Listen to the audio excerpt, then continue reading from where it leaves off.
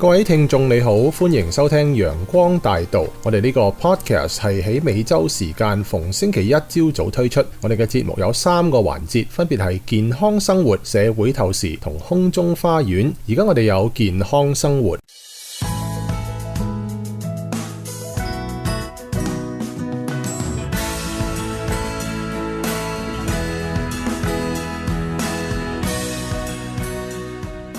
各位聽眾早晨，而家又係健康生活嘅環節。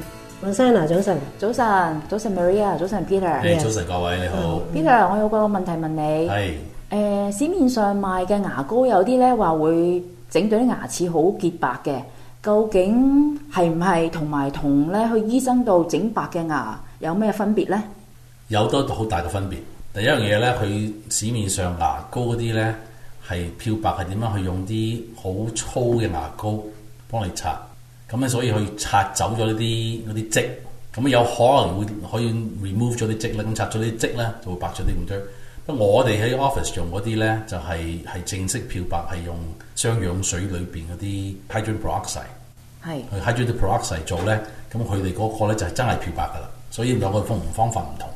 OK， 咁每次如果你漂白去醫生度漂白完啲牙，可以維持幾耐啊？可以白幾耐咧？通常嚟講咧，第一樣嘢，如果你係睇係咩問題先啦，好多時人哋入嚟咧係啲漬嘅問題。咁最緊要第一樣洗咗牙先，你唔洗牙漂白咧，就永遠漂唔到噶啦。所以一定要 remove 咗你即係面頭啲漬，要清乾淨晒啦。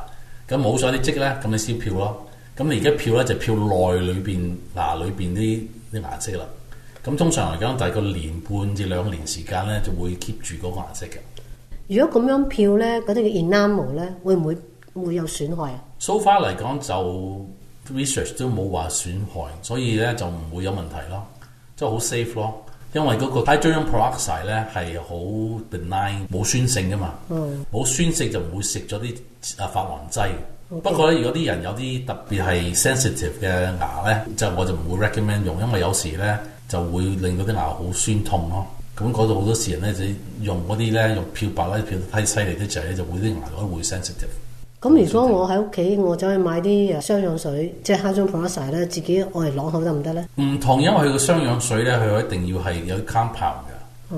咁所以如果你想喺屋企用嘅咧，洗咗牙啦，咁牙醫話冇問題，冇蛀牙，乜都冇咧，咁你想買咧，你買 Crest 啊，買嗰啲係嗰啲叫做 teeth whitening。咁嗰啲裏邊咧，佢係有啲雙氧水嘅成分裏邊，咁係 gel 嚟㗎，唔係水嚟㗎嘛，佢就 keep 住喺嗰個琺瑯質上邊咧 ，keep 住喺上邊咧就會有 contact 耐咗咧，可以慢慢漂咯。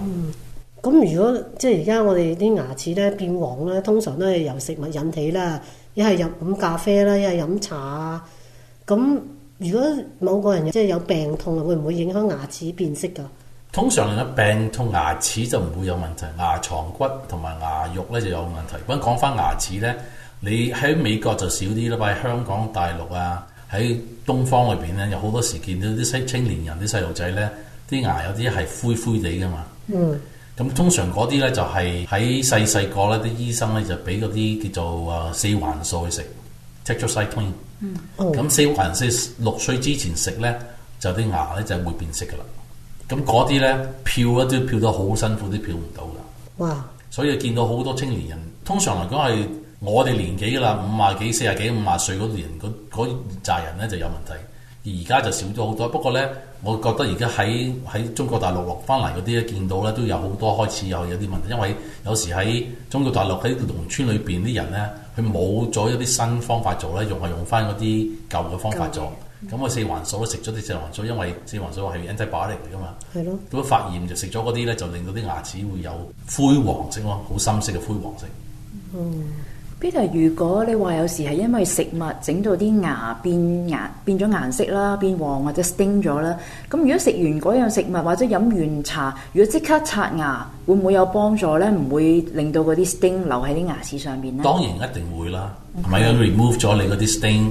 咁 sting 得最犀利咩咧？係飲茶，跟住就 coffee 咖啡。中國人飲得多啦，咪會積得快啲咯。咁如果你想最好嘅方法做咧，喺屋企做咧，最好牙刷咧就係嗰隻 Sonicare。Sonicare 咧就可以電動牙刷，係電動牙刷，特別係 Sonicare 先得。Sonicare 咧就可以 remove 你嗰啲 stain 咧，就好過你其他嗰啲 Oral-B 嗰啲，不過其他電動牙刷都唔錯。OK。咁如果有啲人吸煙啊，因為成排嗰啲牙屎，吸煙嗰啲牙齒嗰啲顏色都好犀利喎。係啊，吸煙都會令到啲牙會積咯，又積咯。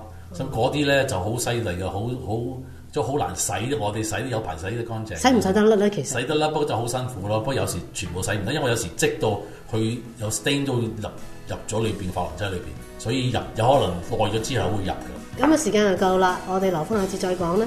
拜拜，拜拜，拜拜。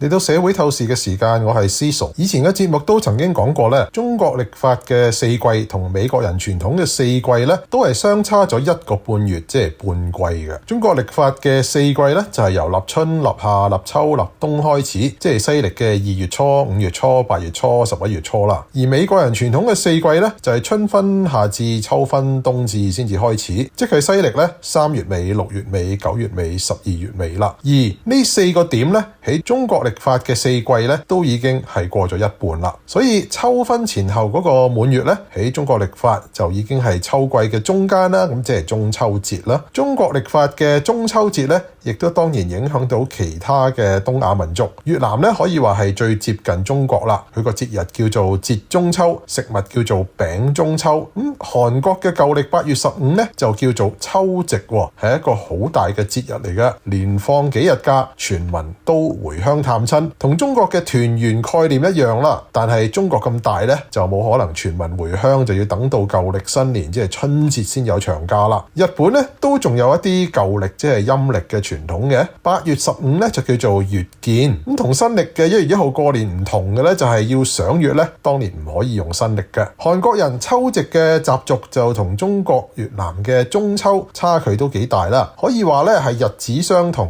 嘅兩個唔同節日嚟噶。咁所以韓國人嚟到美國咧，就會用 Korean Thanksgiving 嚟到形容呢個秋夕。最大相似之處咧，就當然係全民上路回鄉團聚啦。咁其實西方社會對秋分前後嗰個滿月咧，都有一個稱呼嘅，就係秋收月 Harvest Moon。咁原來滿月嘅時候，日落嘅時間就係月出嘅時間啦。咁而秋收季節啊，日落後嘅暮光即係 Twilight 加埋嗰個月光咧，係可以延長可以收割嘅工作時間嘅。咁所以就叫做 Harvest Moon 啦。咁所以既然東亞嘅中秋節嚟到美國有咁多嘅名，咁最好嘅叫法咧，應該就係呢個秋收月 Harvest Moon 啦。唔使考慮秋季幾時開始嘅差異，亦都避免咗東亞唔同名之間嘅問題。用 Harvest Moon 呢個叫法咧，就唔使好似舊曆新年定春節定係其他語言應該叫乜嘢新年嘅問題啦。不過當然咧，成個中國曆法都係以北半球為基礎嘅。如果你喺南半球點稱呼各種嘅節日咧，我都唔識講啦。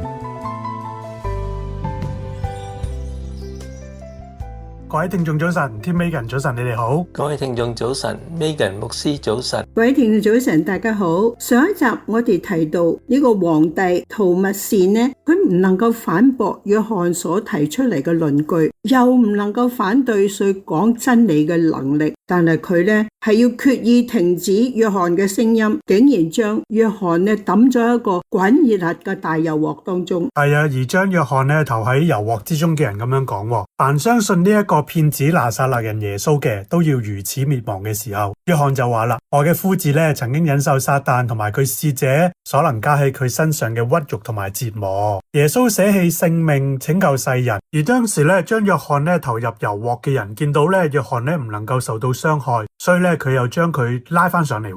後來逼迫嘅手又重重咁樣壓喺約翰嘅身上，由於係皇帝嘅命令，約翰呢位為上帝嘅道，並為俾耶穌作見證嘅見證人，將佢流放喺拔摩島上。佢嘅仇敵以為喺呢度佢罪亦都唔能夠起到咩作用，並以為佢最後必定會因艱難困苦而死。拔摩海島乃係愛琴海一個荒蕪好多岩石嘅海島，係當時羅馬政府放逐啲囚犯喺嗰度嘅。呢個淒涼嘅地方竟然成為咗上帝嘅僕人約翰一個天國嘅門戶。呢度佢遠離咗忙碌嘅環境，亦都停止咗早年傳福音嘅活動。但係喺呢個島上面有上帝，有基督同埋天上嘅使者做佢嘅伴侶。喺佢哋當中，約翰亦都領受到有關將來教會嘅景象。喺世界歷史結束嘅幾幕當中所發生嘅大事都展開喺約翰面前啦。約翰就喺嗰度將上帝所領受嘅異象記錄落嚟。正當約翰嘅聲音唔能夠再為佢所敬愛所侍奉嘅耶穌做見證嘅時候，上帝喺呢個荒蕪嘅海岸上面賜俾約翰信息，要使到佢好似明燈發亮咁樣，宣揚上帝喺地上面各個國家所確實嘅指示。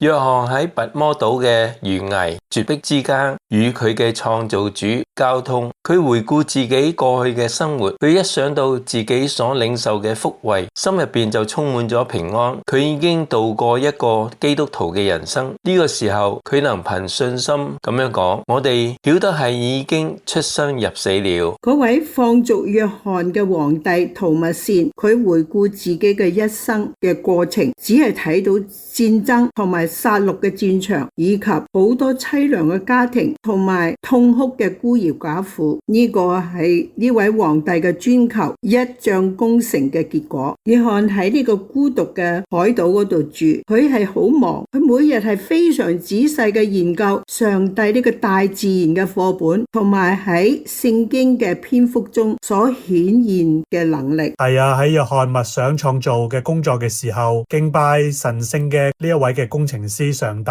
對佢嚟講係一種喜樂嘅。喺佢過去嘅歲月裏邊，眼睛見到盡係長滿樹木嘅山頭、青翠嘅峽谷、結果累累嘅平原。其實約翰總係喜歡喺大自然當中探索創造主嘅智慧同埋技巧。而家約翰周圍嘅景色喺好多人睇嚟乃係憂鬱淒涼嘅，但對於約翰卻唔係咁樣。佢嘅環境雖然荒涼頹廢，但喺佢上頭蔚藍嘅穹蒼與佢所愛嘅耶路撒冷上嘅上空係一樣光明美麗嘅。喺荒蕪崎嶇嘅岩石間，喺奧妙莫測嘅深淵入邊，喺滿天星斗嘅穹蒼入邊，佢都學到咗重要嘅教訓。呢一切都為上帝嘅權能同埋榮耀做咗見證。約翰喺佢周圍嘅景象中睇到洪水遺留嘅痕跡。呢個洪水係古時因為地上面嘅居民佢哋膽敢違反咗上帝嘅律法，而上帝降下嘅刑罰。呢啲被大水從深淵同埋地底下衝出嚟嘅岩石，生動嘅使人感覺到上帝所降憤怒係幾咁恐怖。先知約翰喺眾水嘅聲音同埋喺深淵發出嘅響應當中，佢聽到上帝創造嘅聲音。我哋今日時間又到啦，下一次再同大家分享啦，再見。